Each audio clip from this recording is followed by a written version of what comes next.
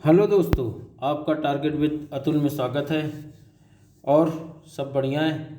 चलिए, आज कल मैंने यूपीएसआई प्रीवियस ईयर के पेपर एक के क्वेश्चन जो है 155 तक करवा दिए थे। और आज 155 से 156 से शुरू करके 177 प्लस या से 177 तक है, तो यहाँ तक करते हैं। फिर चलिए शुरू करते हैं। जितना मैं पढ़ा रहा हूँ उतना बढ़िया से पढ़ते चलिए। ये बहुत ही इम्पोर्टेंट सब क्वेश्चन है और सब प्रीवियस ईयर पेपर हैं, कहीं ना कहीं फ़ायदा ही करना है। ठीक है, तो चलिए शुरू करते हैं। कौन सा राज्य सबसे अधिक प्रतिनिधि लोकसभा में भेजता है? तो आपको बिहार है कि मध्य प्रदेश है कि पश्चिम बंगाल है कि उत्तर प्रदेश है? तो आपको इसमें पता है कि इसमें आपका उत्तर प्रदेश है। ठीक है, आगे चलते हैं।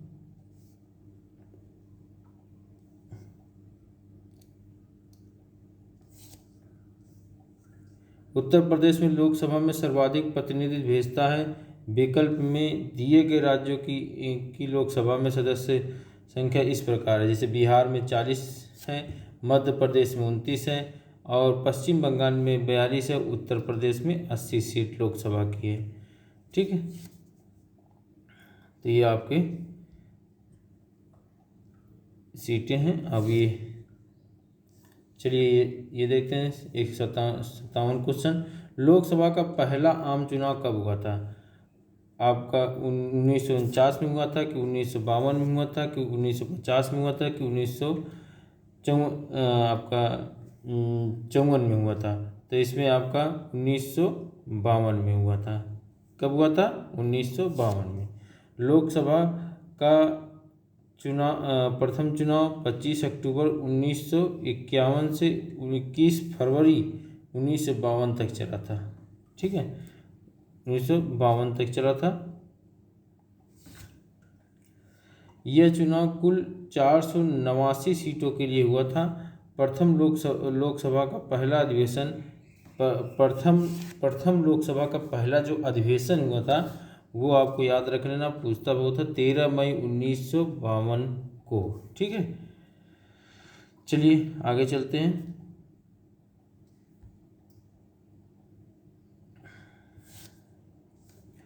लोकसभा के लिए स्पीकर का निर्वाचन होता है। लोकसभा के स्पीकर का निर्वाचन होता है। तो आपको इसमें संसद के सभी सदस्यों द्वारा कि प्रत्यक्ष रूप से जनता द्वारा, लोकसभा के सभी सदस्यों द्वारा कि लोकसभा में बहुमत प्राप्त दल से सदस्यों द्वारा। तो आपको पता है कि लोकसभा से स्पीकर का जो चुनाव होता है वो लोकसभा के सभी सदस्यों द्वारा होता है। किसके द्वारा होता है? सभी सदस्यों द्वारा होता है। ठीक है, चलिए आगे। लोकसभा के स्पीकर का जो चयन है लोकसभा के सभी सदस्यों द्वारा किया जाता है।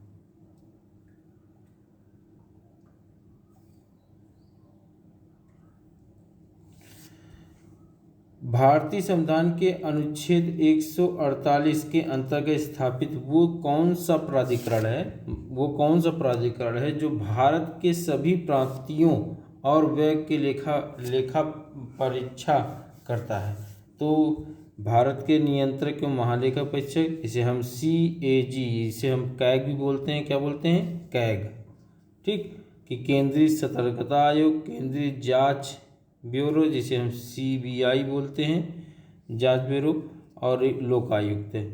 तो इसमें आपका लेखा परीक्षा जो करता है वो आपका करता है भारत के नियंत्रक एवं महालेखक परीक्षक कैग।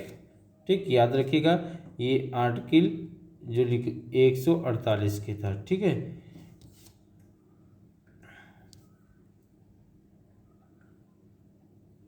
देखिए यूपीएसआई में ये क्वेश्चन आया हुआ है। ठीक, भारतीय संविधान के अनुच्छेद 148 के तहत भारत के नियंत्रक एवं महालेखा परीक्षक कंप्ट्रोलर एंड ऑडिटर जनरल। ठीक, भारत सरकार के सभी प्राप्तियां कितनी हुई और व्यय का लेखा परीक्षा करता है। वर्तमान में राजीव महर्षि भारत के महालेखा परीक्षक हैं। देखिए आप ये जो वर्तमान में राजीव महालेखा परीक्षक, इसको आप देख लीजिएगा, मुझे कंफर्म नहीं है लेकिन इसको देख लीजिएगा, बाकी आपका सही है इसमें।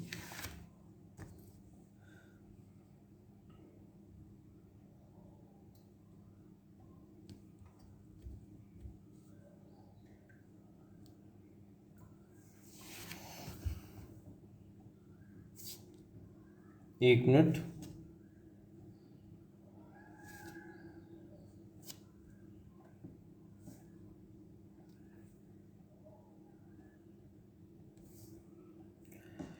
किसके सुझाव पर राष्ट्रपति किसी राज्य के राज्यपाल को नियुक्त करता है? किसके सुझाव पर राष्ट्रपति किसी राज्य के राज्यपाल को नियुक्त करता है? एक अधिशासी मंडल के एवं जिसमें मुख्य न्यायाधीश और मुख्य चुनाव आयुक्त भारत के उपराष्ट्रपति शामिल हैं, तो ये हो नहीं सकता। और उस राज्य के मुख्यमंत्री ये भी नहीं है। और आपका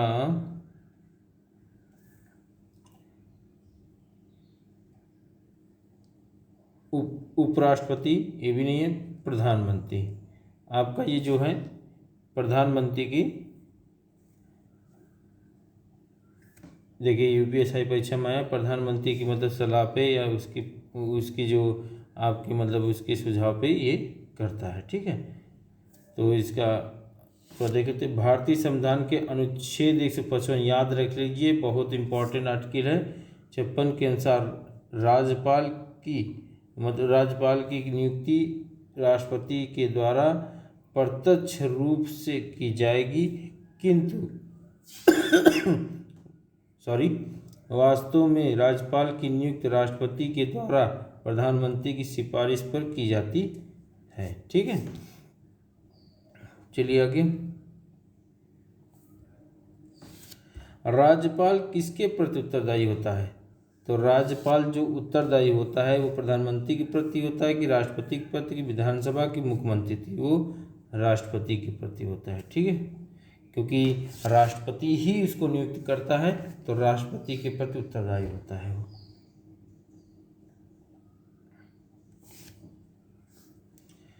अनुच्छेद 156 के अनुसार राज्यपाल की नियुक्ति राष्ट्रपति द्वारा की जाती है और वह राष्ट्रपति के प्रसाद पर्यंत अपना पद धारण करता है।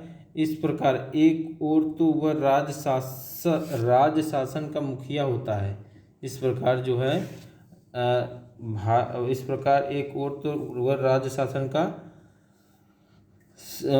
का मुखिया होता है, दूसरी ओर केंद्र सरकार यानी राष्ट्रपति के प्रतिनिधि के रूप में कार्य करता है। ठीक है,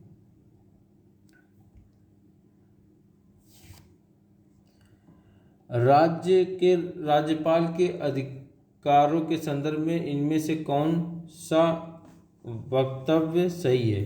तो पहला देख लेते हैं इसमें, एक मिनट।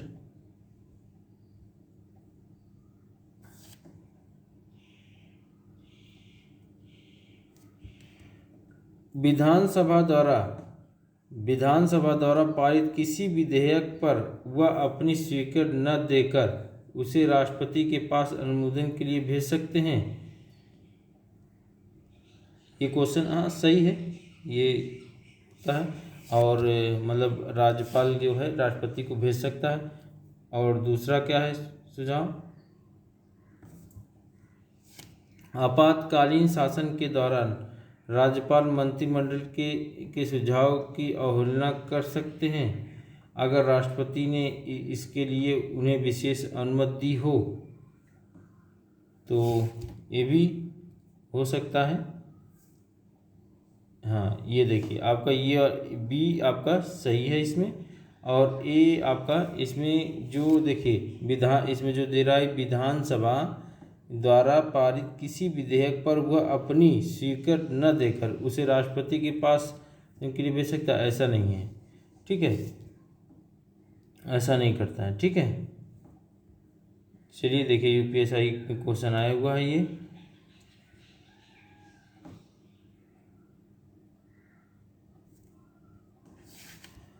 राज्य राज्यपाल कुछ ही विधेयक को राष्ट्रपति के अनुमोदन के लिए भेज सकता है।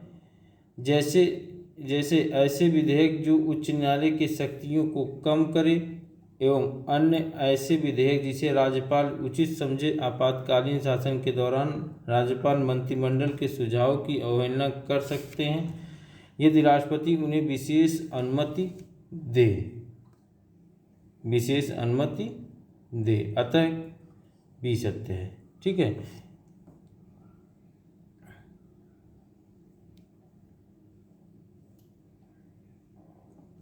चलिए आगे चलते हैं।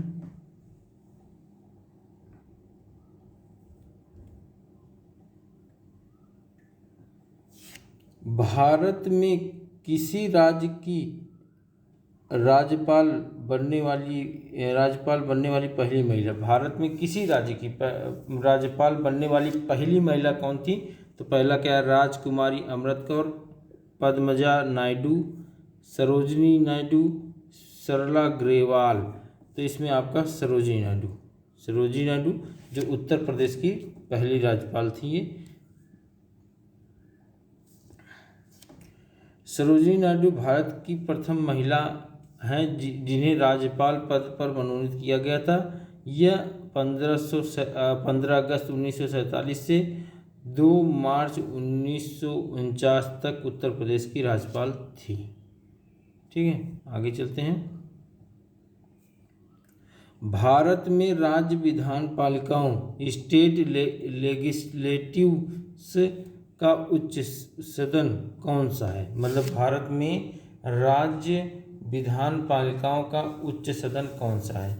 तो इसमें विधान पालिका परिषद, विधान पालिका समिति और राज्यपाल का कार्यालय, इनमें से कोई नहीं। तो इसमें आपको पता है कि एक विधानसभा मंडल या विधानसभा होता है, तो एक विधान पालिका परिषद या विधान परिषद होती है। ठीक है, तो चलिए आगे चलते हैं, देखते हैं।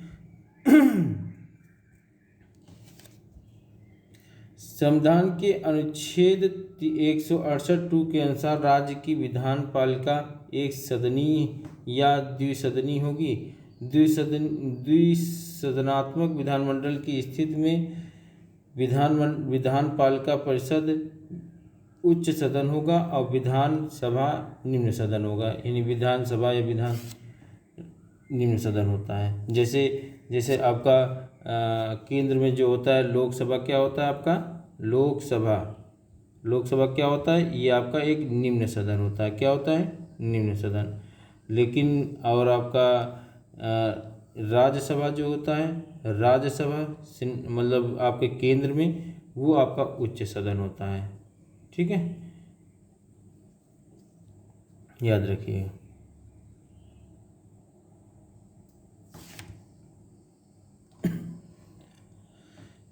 राज्य की विधान परिषद को समाप्त करने का अधिकार किसके पास है? राज्य के विधान परिषद को समाप्त करने का अधिकार किसके पास है? तो उस राज्य की विधानसभा को और राष्ट्रपति को, प्रधानमंत्री को, कि सदन को। तो इसमें आपका आंसर होगा राज्य की विधान परिषद को समाप्त करने का अधिकार किसके? राष्ट्रपति को, प्रधानमंत्री को, संसद को, उस राज्य के विधानसभा को। यही होगा, सॉरी, इसमें होगा संसद। ठीक है, इसमें आपका क्वेश्चन कह रहा था कि राज्य की विधान परिषद को समाप्त करने का अधिकार किसके पास है? राज्य की जो विधानसभा होती है, इसको हम लोग पढ़े हैं, वो आपका संसद ही कर सकता है। ठीक है, समाप्त, याद रखिएगा। देखिए यूपीएससी में आया है, बहुत अच्छा क्वेश्चन है। भारत के संविधान के अनुच्छेद 169 के अनुसार संसद किसी राज्य में विधान परिषद का सृजन एवं उसे समाप्त कर सकती है। ठीक है, मतलब संसद किसी भी राज्य की विधान परिषद जो होती है उसका सृजन और समाप्त दोनों कर सकती है। और ये याद रखिएगा, ये आर्टिकल 169, ये मुझसे थोड़ा सा गलती हो गई, लेकिन ये यही है, हम लोग कई बार थ्योरी में इसको पढ़े हुए हैं। ठीक है,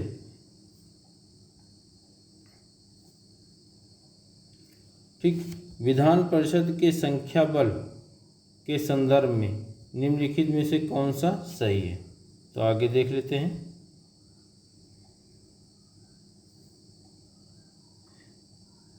विधान परिषद के सदस्यों की कुल संख्या विधानसभा के सदस्यों की कुल संख्या के 1/3 से अधिक नहीं होनी चाहिए। ये पहला अब वो है ए। अब बी देख लेते हैं। एक मिनट,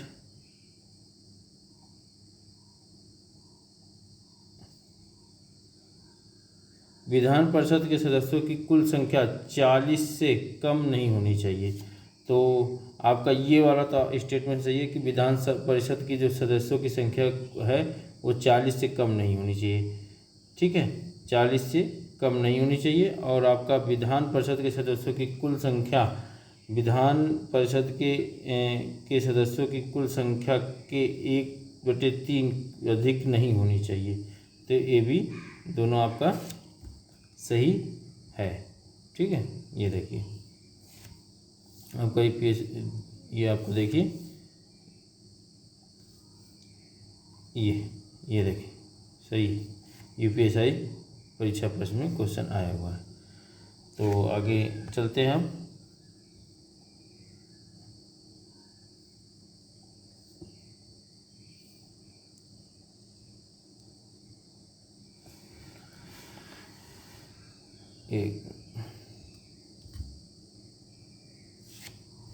संविधान के अनुच्छेद 169 के अंतर्गत विधान परिषद के निर्माण तथा उस उत्सादन की प्रक्रिया दी गई है।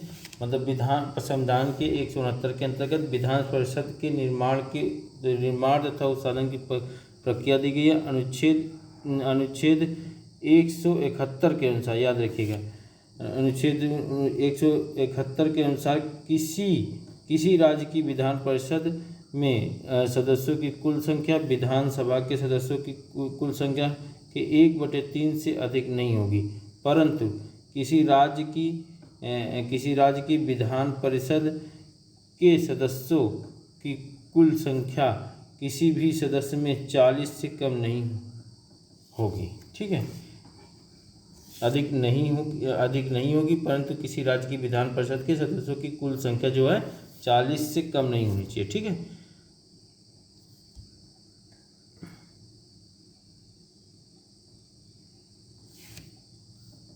किसी राज्य के विधान परिषद को बनाने या समाप्त करने के लिए राज्य विधानसभा को एक प्रस्ताव पारित करना होगा, जिसे निम्न द्वारा समर्थित होना चाहिए।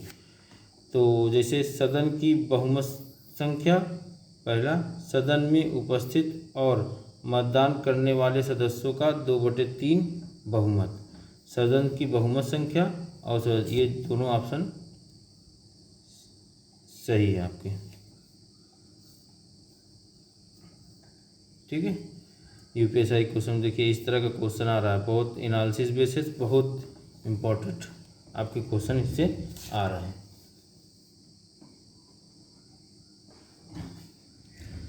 चलिए तो इसकी व्याख्या के देख लेते हैं। भारतीय संविधान के अनुच्छेद 169 के अनुसार संसद विधि द्वारा किसी राज्य में विधान परिषद का सृजन या समापन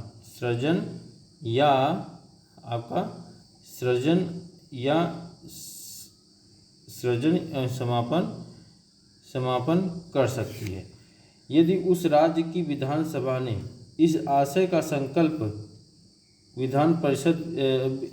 विधानसभा की कुल संख्या के बहुमत द्वारा तथा उपस्थित और मत देने वाले सदस्यों की संख्या के कम से कम 2/3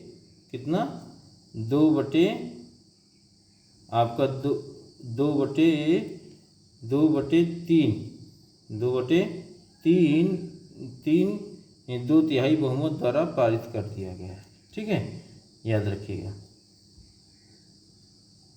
आपको थ्योरी जब मैंने पढ़ाई तो बहुत साफ बहुत अच्छे से क्लियर पढ़ाई थी, सब वही व्याख्या हैं, बस आप एक बार पढ़ लेंगे तो आपके दिमाग में चीज़ें पूरा अच्छे से क्लियर हो जाती हैं, बस और क्या। विधानसभा के सदस्यों के लिए न्यूनतम आयु क्या विहित की गई है? विधानसभा के सदस्यों की आयु जो है क्या विहित की गई है? 18 वर्ष, 25 वर्ष की 21 वर्ष और कोई आयु सीमा नहीं। तो इसमें आपका विधानसभा में सदस्यों की संख्या जो है वो 25 वर्ष है। जैसे लोकसभा में क्या होता है, लोकसभा में आपका कितना होता है 25 और राज्यसभा में 30, उसी तरह यहाँ पे भी है। ठीक है,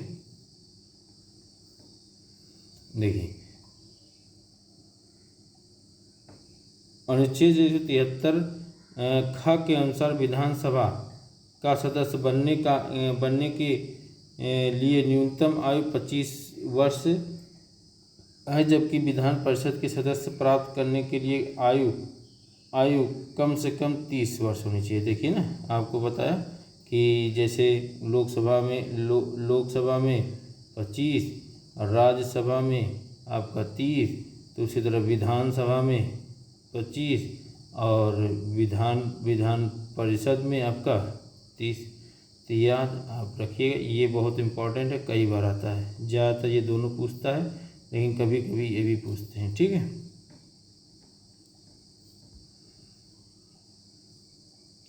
भारत सरकार की संसदीय प्रणाली कहाँ से ग्रहण की गई? संसदीय प्रणाली याद रखिएगा, संसदीय प्रणाली कहाँ से? तो ब्रिटेन से हो नहीं सकता, क्योंकि ब्रिटेन से आपका मूल अधिकार, ठीक है, और उपराष्ट्रपति, ठीक, ये लिए सॉरी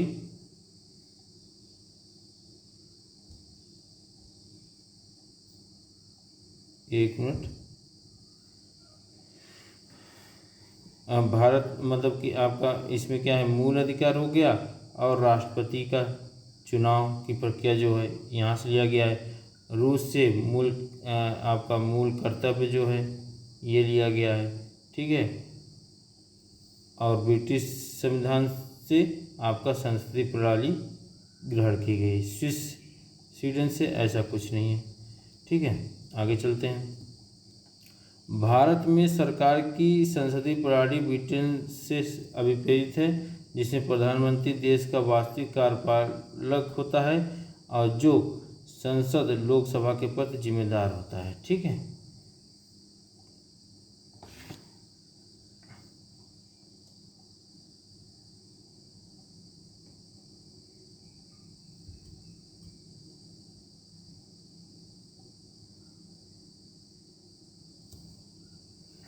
भारतीय संसद के ऊपर हाउस को किस नाम से जाना जाता है? भारतीय संसद के अपर हाउस को, मैंने ऊपर, भारतीय संसद के अपर हाउस किसको, अपर हाउस को किस नाम से जाना? सीनेट के नाम से, गलत, राज्यसभा के नाम से, हाउस ऑफ लॉर्ड्स के, विधानसभा के नाम से। तो विधानसभा भी नहीं होगा, हाउस ऑफ लॉर्ड्स नहीं होगा आपका ये।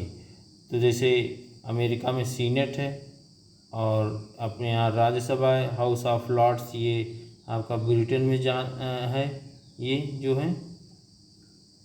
ठीक है, चलिए व्याख्या देख लेते हैं। भारतीय संसद के अपर हाउस को राज्यसभा के नाम से जाना जाता है। राष्ट्रपति, राज्यसभा, लोकसभा भारतीय संसद के अंग हैं। देखिए ना, भारतीय संसद के 3 अंग होते हैं। कौन कौन? राष्ट्रपति, राज्यसभा, लोकसभा, जिसमें राज्यसभा को उच्च सदन, लोकसभा को निम्न सदन कहा जाता है। ठीक है, चलिए आगे। राज्यसभा के सदस्यों के लिए न्यूनतम आयु राज्यसभा के लिए आपकी 30 वर्ष है। कई बार आपको पढ़ा है। अब इसमें देखिए आपको और बता देते हैं। ये आपका पंचायत चुनाव लड़ने के लिए 21 वर्ष होनी चाहिए। 35 वर्ष पूरा होगा तब आप राष्ट्रपति का चुनाव लड़ सकते हैं, और 25 वर्ष आपका लोकसभा, और आप 30 वर्ष जान ही रहे हैं इसमें राज्यसभा। यही ऑप्शन पूछा था कि इसमें राज्यसभा का न्यूनतम आयु कितनी होगी? 30 वर्ष होनी चाहिए। ठीक, आगे चलते हैं, अब इसके बारे में पूरा पढ़ लेते हैं। भारतीय संविधान के अनुच्छेद 84 का याद रखिएगा के तहत राज्यसभा की सदस्य के लिए न्यूनतम आयु 30 वर्ष और लोकसभा की सदस्य के लिए न्यूनतम आयु 25 वर्ष है। ठीक है।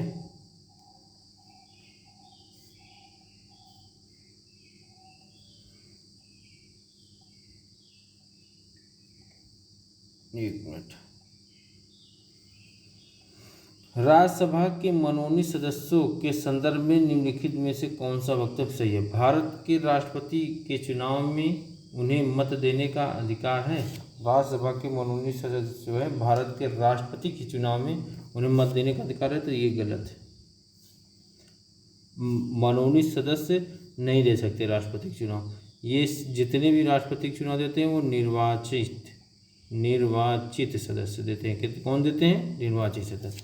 भारत के उपराष्ट्रपति के चुनाव में उन्हें मत देने का अधिकार है, बिल्कुल, ये आपका सही ऑप्शन है।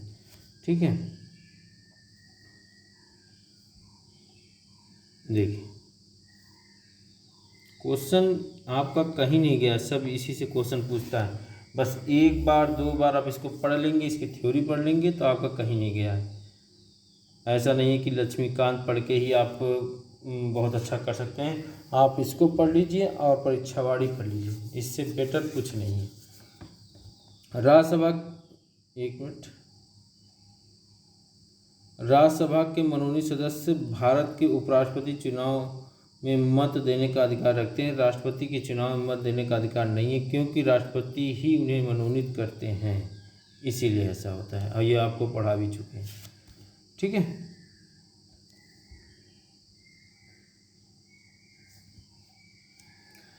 मंत्री परिषद सामूहिक रूप से किसके प्रति उत्तरदायी होते हैं? राष्ट्रपति के, प्रधानमंत्री, लोकसभा के की राज्यसभा के? तो लोकसभा के प्रति, लोकसभा के प्रति मंत्री उत्तरदायी होते हैं।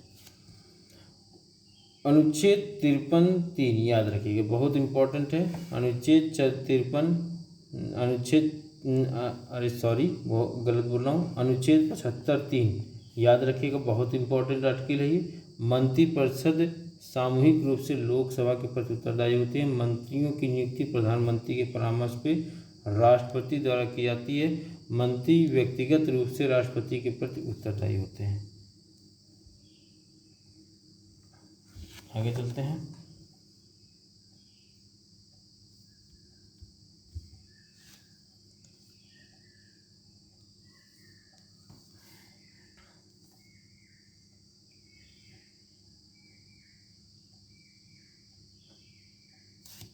संसद में शामिल है। देखिए, अभी हमने आपको एक क्वेश्चन बताया भी है, अब इसमें पूछा भी है। संसद में शामिल है राष्ट्रपति, लोकसभा, राज्यसभा, लोकसभा, राज्यसभा, लोकसभा और विधानसभा, विधानसभा परिषद, विधानसभा, विधान परिषद और लोकसभा। तो आपको मैंने बताया था कि राष्ट्रपति, लोकसभा और राज्यसभा ये आपके जो होते हैं ये संसद में शामिल होते हैं। ठीक है। संविधान के अनुच्छेद 179 के अनुसार संघ के संसद राष्ट्रपति, लोकसभा और राज्यसभा से मिलकर बनती है। संघ की जो संसद है राष्ट्रपति, लेकिन ये आर्टिकल ध्यान रखिएगा, इस आर्टिकल के तहत मतलब ये आते हैं।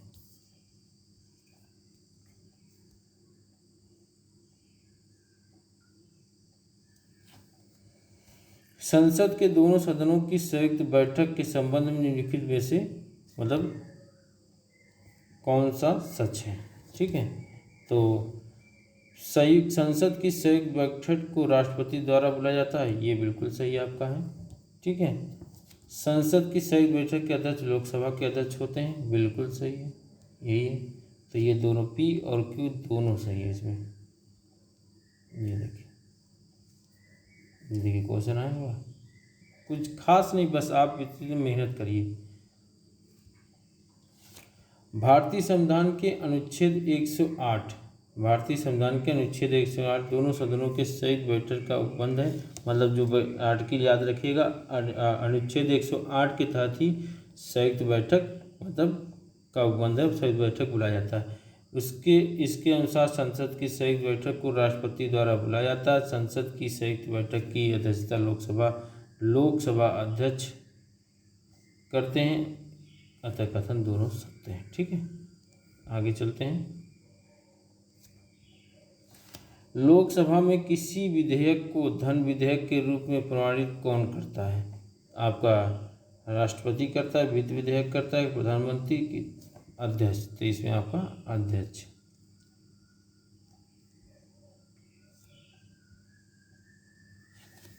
संविधान के अनुच्छेद 110(3) एवं 110(4) के तहत लोकसभा में किसी विधेयक को धन विधेयक के रूप में प्रमाणित करने का अधिकार लोकसभा अध्यक्ष को प्राप्त है। इस संदर्भ में उसका विनिश्चय अंतिम होता है। ठीक है, आगे चलते हैं।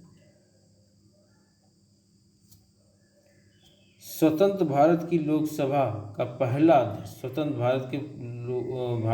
भारत की लोकसभा का पहला अध्यक्ष कौन था? तो हुकुम सिंह थे कि बलिराम भगत थे कि रवि राय कि जीवी मावलकर थे? इसमें आपको याद है जीवी मावलकर।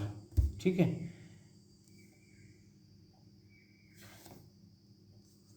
स्वतंत्रता के उपरांत भारत के प्रथम निर्वाचित लोकसभा के पहले अध्यक्ष गणेश वासुदेव मावलकर।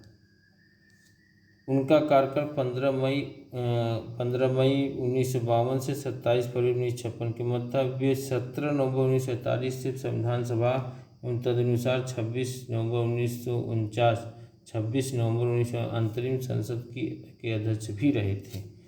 ठीक है, तो चलिए आज 177 क्वेश्चन आपको हमने करा दिया। 177 क्वेश्चन बिल्कुल क्लियर।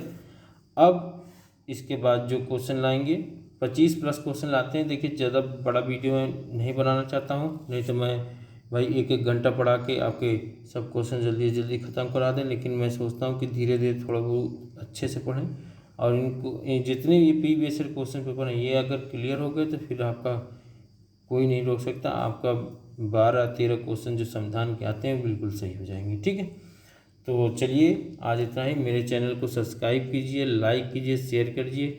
आप जितना अच्छा आप जितना बढ़िया से इसको बार बार देखेंगे उतना आपको फ़ायदा मिलेगा। तो चलिए, जय हिंद, जय भारत, नमस्कार।